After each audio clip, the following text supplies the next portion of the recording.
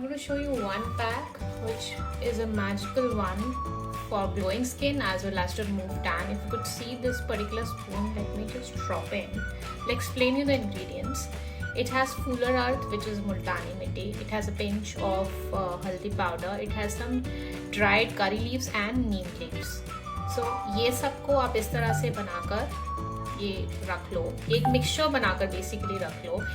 Dry ingredients में आप add करेंगे 2 drops of almond oil and 2 drops of aloe vera. So fresh ले लें या पतंजलि का आता है वो ले लें. लेट मी शो यू कौन सा आलमंड ऑयल मैंने यूज़ किया है. I use this almond oil and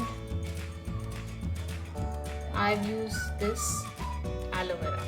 इस तरह का पेस्ट आप रेडी कर लें. पानी मिलाने के बाद 15 मिनट के लिए इसको छोड़ दें अपने फेस पर. उसके बाद नॉर्मल वाटर के साथ इसको वॉश ऑफ कर दें. इस पर्टिकुलर पैक को आप वीक में 2 बार लगाएं. डेफिनेटली बहुत अच्छे रिजल्ट्स आते हैं. देखिए सारे हर्बल इंग्रेडिएंट्स इसके अंदर हैं. सो ब्राइटनिंग का भी काम करता है और टैन रिमूवल का भी काम करता है. आई होप आपको ये वीडियो पसंद आई होगी.